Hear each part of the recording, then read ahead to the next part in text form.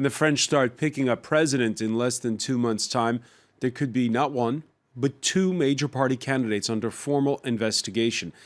However, as we've seen in the United States, legal trouble doesn't necessarily mean you lose. Far-right leader Marine Le Pen, the National Front leader, refusing even to answer police questions over European Parliament staff members who seem to have done no EU-related work and yet were paid. They include her personal bodyguard. Do voters buy into her line that it's all a political vendetta that proves that her cause is just? In the case of François Fillon, he won the centre-right nomination as the integrity candidate. Now he's got to explain his wife and two of his children having nothing to show for the time they were on his Parliament and Senate payrolls. First, he said he'd stand down if he was placed under formal investigation. Now the former Prime Minister insists he'll hang on come what may. Both Le Pen and Fillon have affairs being handled by the recently created Financial Prosecutor's Office. Will its work help to restore faith in politics or simply fuel cynicism? Both Le Pen and Fillon blame the media. Both brand the judiciary as biased. What are the consequences of what's been said so far and what's still to come? Today in the France 24 debate, do scandals ultimately matter? With us to talk about it, Nicholas Vineker, reporter at Politico Europe. Welcome back to the show. Good to be here. Also joining us, she's a member of the European Parliament for the European People's Party, the formation of François Fillon. Constance Le Grip, thank you for being with us. Hello. Attorney Stéphane de Navassel handles criminal law on both sides of the Atlantic. Thank you for joining us. Thank you for having me. And we'll be joined by Paul Smith, who heads the French Studies Department at the University of Nottingham later. The France 24 debate on Facebook and Twitter, the hashtag F24debate. Marine Le Pen calling on magistrates, quote, not to invent the law. This as the probes against her and Fillon start to snowball, it seems. Martin Pollard has more. They are political rivals, some might say enemies, but both have been united in the belief that the probes targeting them are politically motivated. Members of Fillon's team have called for the probe into alleged misuse of public funds to be abandoned or at least postponed until after the election. And the National Front leader, Le Pen, subject to several similar probes, has gone further by fiercely criticising magistrates.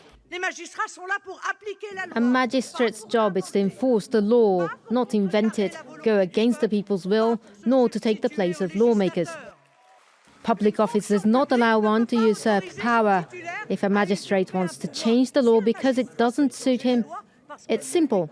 All he has to do is to give his notice and run for election. The far-right candidate, citing her parliamentary immunity, refused to speak to investigators last week. She has also said she'll continue to ignore police summons until the election is over. François Fillon has spoken to police, but like Le Pen, he maintains his innocence. An unwritten political tradition called a judicial truce does exist in France. The tradition proposes that inquiries into candidates be postponed during the final weeks before polling day. But it's rarely used, and on Sunday the Justice Minister rejected the idea completely. Imagine that during a presidential campaign you can't investigate. There's no law allowing a suspension like that. What would be the reason? In the name of what exception? In my opinion, nothing could justify it. If magistrates do decide to invoke the so-called judicial truce, then it would likely happen on or after the 17th of March. That's the deadline for presidential candidates to enter the race. Yeah, definitely March 17th, the date to mark on your calendars. That's the deadline again for registering candidacies. Stéphane de Navassel, I'd heard of the Olympic truce. The judicial truce, it's not something I've heard much about here in France. Is that real? Well, there's of course no law, there's no written rule on the issue. There is the idea that if you have a very long hearing that will introduce a disproportionate approach regarding one candidate or one specific issue, and that would be unfair to the electoral process. And if you do the parallel of what happened with Mrs. Clinton's email and the FBI director, you see how the polls can change within 48 hours from the announcement that he was opening the investigation again into the emails, and what were the polls before and after? Yeah, how it may have shaped the campaign over there. So there's an argument in favor of magistrates laying off during the home stretch of the campaign. Well, there's two things. Is there going to be a public hearing? In this case, no, because the trial is not before a long time. Will they stop investigation? Stop their investigation. I think that's absurd. They have to continue. And quite frankly, we saw the Parquet National Financier, Madame Houlette, the financial national prosecutor, go quite to the contrary, extremely fast at the outset of her investigation. I think the reasons, maybe we can talk about down the road, is that the reasons why she transferred the case to the investigating magistrates is probably to look at the to find in the statute of limitation rules and the new law that was voted just very recently by the French Parliament. Could a magistrate's actions result in the delaying of the vote? No, that seems totally absurd to me. All right, at this point in time, Nicholas Vineker, had your thoughts on this idea that there could be some kind of a judicial truce? How's it playing out in the court of public opinion, this idea? I think... I'm not sure the average person understands the fine mechanism of the law on this case, that actually opening a judicial investigation means that François Fillon will be able to run. I think what they retain is the fact that these are serious allegations. They've now been given to 3 investigating magistrates, and this matter is going to be investigated to its conclusion. What I would say, we're talking about the court of public opinion, is the response of the candidates to both François Fillon and Marine Le Pen to legal probes against them, which in my view is a policy of scorched earth, where it's okay to attack the judiciary branch, it's okay to attack the media, and imply that essentially anybody who's against you, anybody who's investigating you, is a political opponent. And I think they're doing real damage to democracy by weakening institutions and weakening essentially the pillars of our system. I think it's a very slippery slope. Constance Le Grip, did François Fillon have to go that far? His initial linear statement when he finally came out and apologized for what he said were practices of another era. Did he have to say that it was a cabal, basically, orchestrated by the socialist government and relayed by the media? Well, I'm not a lawyer. I'm not François Fillon's lawyer, so it's difficult for me to comment the strategy chosen by the lawyers of François Fillon and the strategy chosen by... It's more of a communication strategy we're talking about here. A communication strategy. Of course, I think he was right when he said that he made errors, that, of course, what he did was accepted and was absolutely coherent and absolutely in line with the law, with the French law, and also with the internal rules of the French National Parliament, but that it was difficult to understand nowadays that these practices, these kind of behaviors weren't understood by the public opinion. And when Nicholas Vineker says that it undermines democracy to a certain degree, when a candidate to be the president of France takes aim at magistrates and accuses them of being biased. No, I don't want to dramatize the speeches, and I don't think that there is something like undermining democracy or attacking democracy. I mean, he's free to tell what he wants to tell, especially in this period. I mean, it's not a question of attack or undermining democracy. There is freedom of speech, and of course he can say how he feels things. Stéphane de Navacelle, how thick-skinned are lawyers and judges and magistrates? Well, I mean, quite a bit. I just wanted to react on one comment that was just made.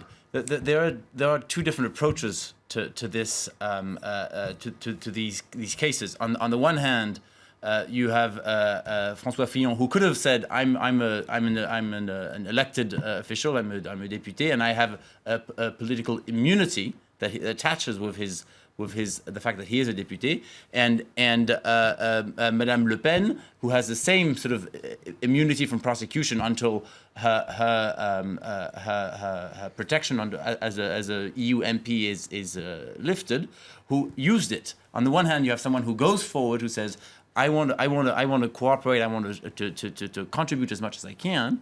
And the other one says, I'm not talking to you. So there's a slight difference. What happens if she doesn't speak to police? Well, they have to go through the EU Parliament to have her parliamentary immunity removed before they can compel her to come for an interview.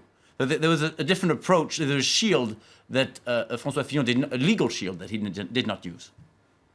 I think that's an important distinction. He did cooperate with the police. I think the communication was unfortunate and he went too far in attacking the judiciary. I think you're right in saying that what Marine Le Pen has done is gone way beyond that. In her speech on Sunday, she also made implied threats against civil servants who would participate or abet the investigation against her, saying, if I'm elected, you people will have to be accountable for your actions. I think this is coming very close to tactics of intimidation and things that we're really not accustomed to seeing in a G7 democracy like France. I think we're on unprecedented ground with many of these things, and we need to pay attention to all the different stages and exactly what people are saying, because these are serious statements. Mm-hmm. In neighboring Italy, for more than 2 decades, Silvio Berlusconi dominated politics, and it was the magistrates who took him on there. Would you say we're living through something similar right now, where the magistrates are perhaps acting as, right now, the only recourse and have a tough job in front of them? It's difficult for me to compare France and Italy, really. I don't think that the situations are comparable. We are a big democracy. We're an old democracy. Do you share the worry that Nicolas has about what the Marine Le Pen's statements on Sunday mean for France? I think this went too far. Yes, absolutely. So I do share these concerns. I also want to add that the situations and the cases, so-called quoted cases from François Fillon and Marine Le Pen are completely different. In Marine Le Pen's case, there is an absolutely obvious violation of the European rules. All right, so not the case in François Fillon's situation. All right, François Fillon, in his particular case, well, he didn't reveal it. It wasn't obvious. His wife didn't even seem to know, because she said, I never worked on my husband's campaigns. That was some sentences, some words. She said it several times, including to the local press in Burgundy back in October. Nonetheless, at this particular point in time, the charges could be graver for Marine Le Pen, and yet it's François Fillon who's sliding in the polls. Why is that? I don't have any explanation, any reasonable explanation. Maybe the media could give some kind of explanation. Maybe one candidate was... Why is that? Why is it that the mud seems to stick more to Fillon? I think one important thing is that up until recently, the investigation on the parliamentary assistance has happened within the parliament, and the penalty has been within the parliament, and it's happened in this EU world, which is frankly quite distant from the mind of most regular French voters. The Fillon investigation from the beginning was right here in the Assemblée Nationale, where people feel like it's their own home. The second thing is that the suspicion in Mr. Fillon's case is of, if not a personal enrichment, an enrichment for his family. And in the French political culture, this is something that is really reprehensible. People can make a political interpretation of what Marine Le Pen did in the European Parliament, whether you find her guilty or not. Enrichment for his family? Or is it perhaps the same thing, which is France has these very strict campaign finance rules, and if you want to build up a little war chest for a campaign, you need to be creative? Well, I think that's something that would be interesting to discover, but something that for the investigation. So far, I haven't read that the money was put to use for any political means in Mr. Fillon's case. What is Stéphane de Navacelle? It's so hard to understand campaign finance rules in this country. What is this? There's a ceiling of 7,500 euros you can give as campaign contributions. They're all creating these micro parties so that they can get more funds. And no, I think you're right that it is a problem because we have these cases that come again and again and again and again. And the cap, and I'm not 100% sure, but I think it's shortly above 22 million euros for a presidential campaign, which is quite frankly very little. Can you run a presidential campaign on 22 million euros today? Yes, probably. Yes, but it's yeah, probably, yeah. Probably. And it's the law. It's a French law. All right. So for you, that sum is reasonable. Reasonable. I don't think that the major priority today is to think of modifying this threshold and see if it's absolutely compatible with a big new So no modern one's democracy. talking about raising it. But there is more. Maybe a reflection to have on the status of elected people. Maybe here, how many assistants you can have, how many means you can have in your office, etc. And we'll be talking about, when we come back, the moralization and the statuses for elected officials in France. When we come back, you're watching the France 24 debate.